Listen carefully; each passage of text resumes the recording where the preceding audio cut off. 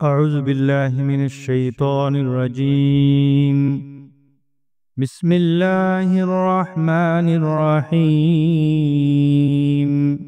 আজকে আমি একটি ছোট আমল আপনাদেরকে বলবো যে আমলটি করলে পকেট সদা টাকায় ভর্তি থাকবে।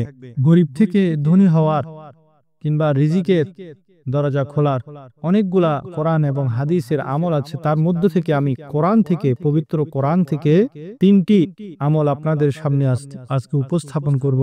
আমি হলফ করে বলতে পারি এই আমল সমূহ আপনাকে অবশ্যই আপনার ধন দৌলতের মধ্যে বরকত এনে দিবে, আপনার রিজিকের দরজা খুলে দিবে, আপনার যেই দারিদ্রতা রয়েছে তা মোচন করে দিবে।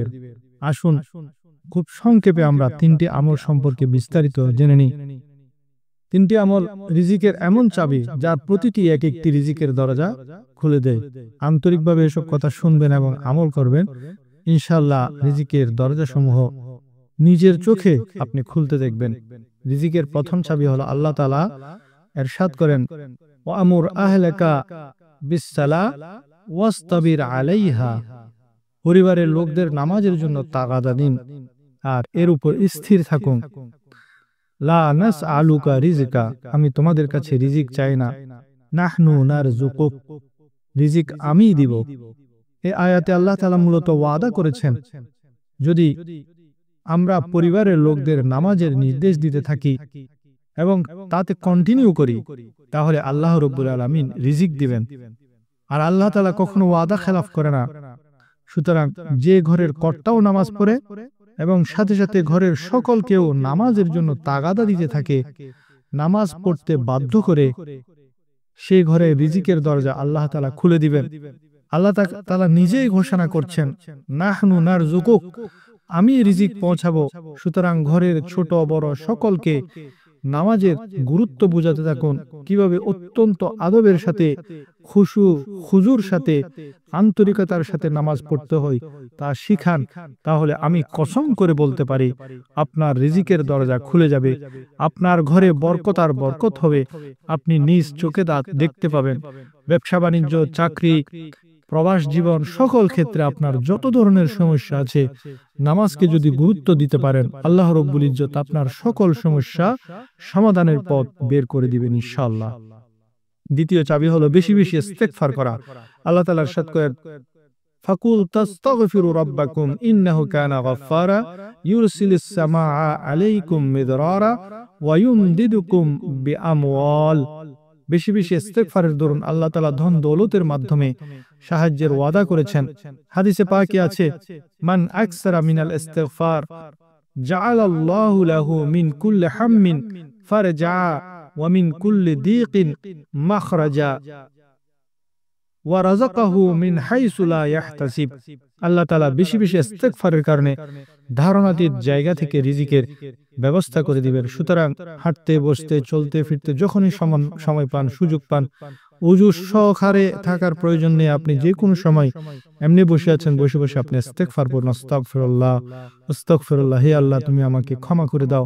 নিজের গুনাহসমূহের কথা খেয়াল করে লজ্জিত হয়ে আপনি ক্ষমা প্রার্থনা করুন। আল্লাহ রাব্বুল আলামিন এর বিনিময়ে গায়েব থেকে, আপনার গোপন স্থান থেকে, আপনি যেখান থেকে কল্পনা করবেন না সেখান থেকে রিজিকের ব্যবস্থা করে দিবেন।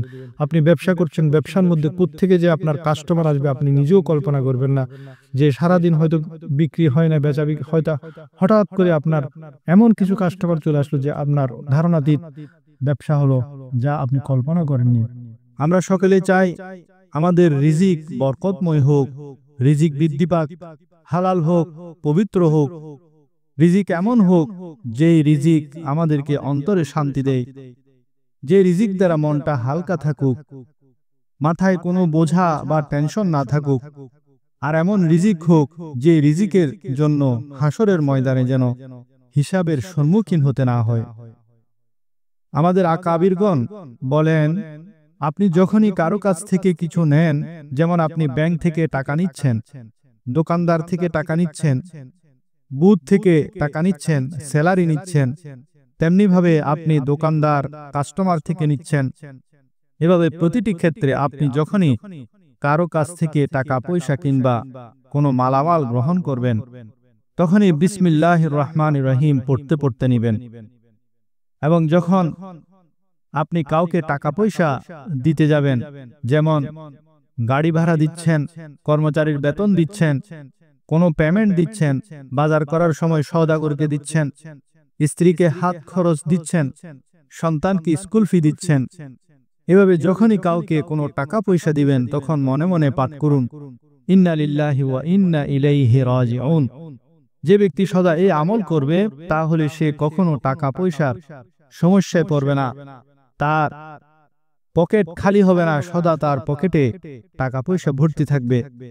বিসমিল্লাহ পাঠের বরকত দ্বারা আপনার আয় রোজগারে বরকত হবে। আর খরচের সময় যদি ইন্না লিল্লাহ পাঠ করেন তাহলে নবী করিম সাল্লাল্লাহু আলাইহি ওয়াসাল্লামের হাদিস মোতাবেক আল্লাহ তাআলা আপনাকে এর উত্তম প্রতিদান দান করবেন, ফলে কোনো ধরনের ক্ষতির সম্ভাবনা বাকি থাকে না। সূরা তালাকের 2 এবং 3 নম্বর আয়াতে আল্লাহ তাআলা ইরশাদ ফরমান, আউযু বিল্লাহি মিনাশ শাইতানির রাজীম, বিসমিল্লাহির রহমানির রহিম, ওয়া মান ইয়াত্তাকিল্লাহা ইয়াজআল লাহু মাখরাজা। আর যে আল্লাহকে ভয় করে আল্লাহ তার জন্য নিষ্কৃতির পথ বের করে দেবেন।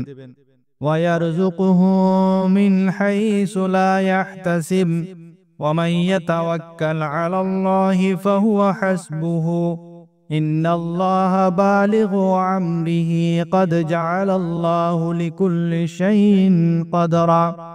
এবং তাকে তার ধারণাতীত জায়গা থেকে রিজিক দেবেন। যে ব্যক্তি আল্লাহর উপর ভরসা করে তার জন্য তিনিই যথেষ্ট, আল্লাহ তার কাজ পূর্ণ করবেন। আল্লাহ সবকিছুর জন্য একটি পরিমাণ স্থির করে রেখেছেন। সুতরাং এই আয়াত দুটিতে স্পষ্ট বোঝা গেল যে ধারণাতীত জায়গা থেকে রিজিকের জন্য শর্ত হলো আল্লাহকে ভয় করতে হবে, তাকেও অবলম্বন করতে হবে। তৃতীয় চাবি হলো আল্লাহর রাস্তায় ভালো কাজে খরচ করা। আল্লাহ তাআলা ইরশাদ করেন, ওয়া মা আনফাকতুম মিন শাইইন ফাহুয়া ইউখলিফু। তোমরা আল্লাহর রাস্তায় যা খরচ করবে তার প্রতিদান অবশ্যই পাবে, রিটার্ন মিলবে। এটা হতেই পারে না যে আল্লাহর রাস্তায় খরচ করলেন আর তার কোনো বদলা আপনি পাবেন না। আনফিক ইউনফাক আলাইহি, তোমরা খরচ করো, আল্লাহ তোমাদের জন্য খরচ করবেন। রিজিক ধন দৌলত আল্লাহই দিচ্ছেন, আর সেই ধন দৌলত থেকে মাত্র 2.5% আল্লাহর রাস্তায় খরচ করতে হবে, বাকি 97.5% আল্লাহ আমাদের জন্য খরচ করবেন, যাতে আর কোনো বরকতি থাকবে না, কোনো ধরনের ওই সম্পদের মধ্যে ক্ষতি হবে না, আগুনে পানিতে আপনার এই সম্পদ নষ্ট হবে না যদি আপনি আল্লাহর রাস্তায় 2.5% যাকাত দেন। এছাড়াও নফলি সদকা দিলে তাতে বরকত আরো বেড়ে যাবে।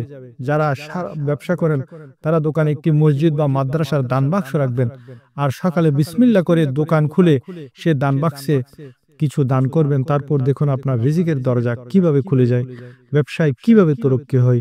আল্লাহ রাব্বুল আলামিন আমাদেরকে আমল করার এবং বুঝার তৌফিক দান করুন। আমিন। ওয়া মা আলাইনা ইল্লাল বালাগ।